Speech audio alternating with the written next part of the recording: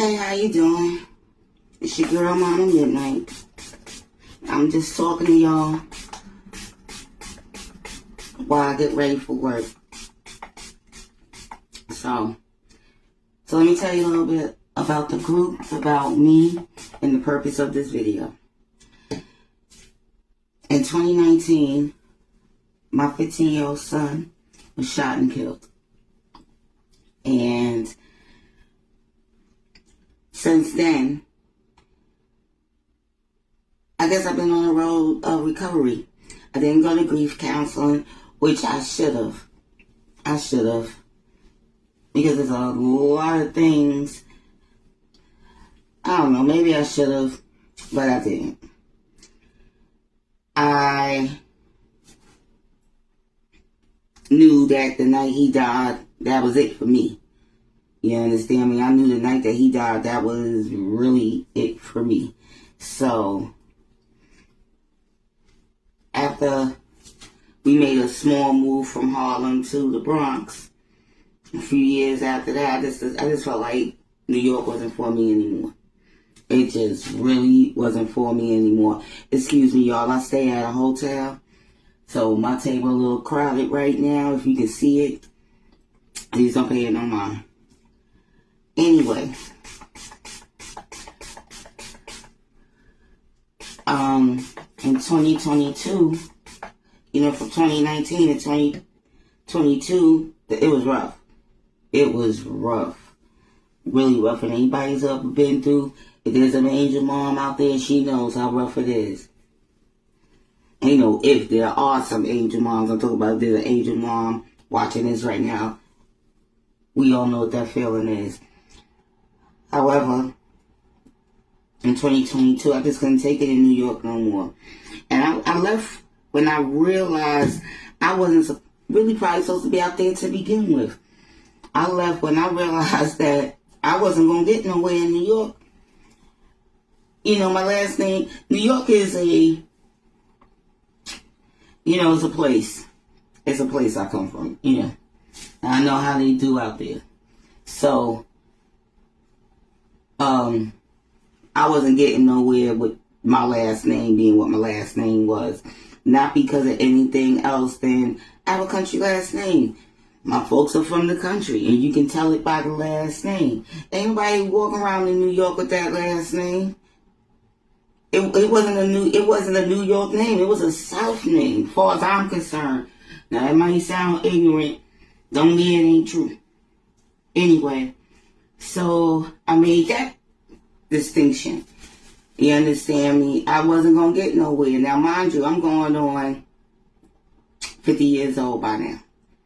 Because Jay had passed away before I turned 48. So,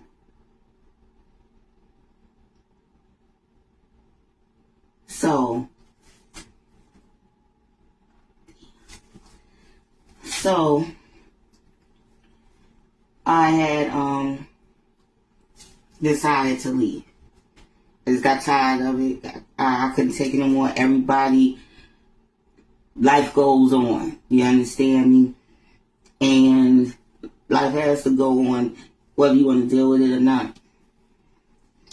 So, I got up and I came down here to, regain myself, to learn who I was all over again, because whoever I was, I ain't gonna be that bitch. I'm sorry, I ain't gonna be her no more. I was sick of her. I was sick of her and everything she was going through. So I had to change.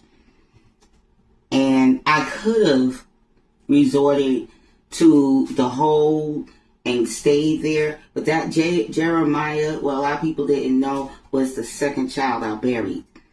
I had a baby, and an hour later, that baby had passed away. So, we had to bury her. Because she was born alive, she had a birth certificate, but she still passed away an hour later. That took me down a road of suicidal thoughts from, I think, 2010 to 2018. So in 2019, when my son got killed, the first thought that night when I seen him pass me by on the gurney, I didn't even see him pass me by on the gurney. What they brought past us was the EMS workers just going back to the truck with the gurney. I thought my son was on it, and he wasn't. And when I turned around, they was doing this with the white sheet. So I'm going to get to the point of this video before I lose my bearings. You don't forget shit like that. And the purpose of this video is, I think I covered everything else, but the purpose of this video is that I hope that the people, Mikey, I'm going to say your name because everybody knows you instigated that. So ain't no hiding that. If I gotta live with it, you gotta live with it. Mikey, fuck you and your mother. The fuck? See, this is why you gotta breathe when you do things like this. You do. You gotta breathe. You gotta breathe. Because I remember everything. And when I say I remember everything, I remember everything. So understand. Hold on for a second.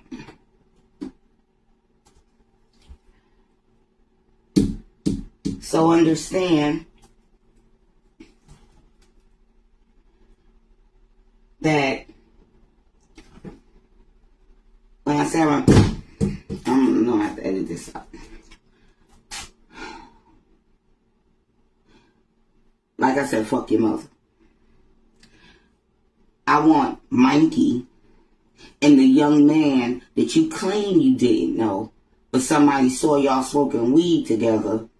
Yeah, you. And the little light-skinned boy with the braids, the little short braids at that time. I want you to see this as well. Because I know you're the one he took with you. You understand me? I just left. I ain't gone. And as long as I'm breathing, you will. And as long as I'm breathing, trust, I'm coming back for you. See, I had to get a certain type of strength, and I'm working on it. Y'all gonna feel the heat of me. You understand? I am talking it into existence. Y'all gonna feel it. Y'all gonna feel it. Especially the one, because see, Mikey, he has no remorse. He don't give a shit. Because he doesn't care that he the one made the phone call. All he cares about is that he not the one that pulled the trigger. So he has gone on with his life with a little stupid, ugly ass. The one that pulled the trigger, that's the one who got into some shit he ain't know he can handle. Now I know you can handle it because when you came into my building, you remember you, the light-skinned one, and the girl that was in my building? I don't know if she was in my building because I know y'all knew somebody in the building. All three of y'all was together. All three of y'all was together. Now that young lady has nothing to do with it.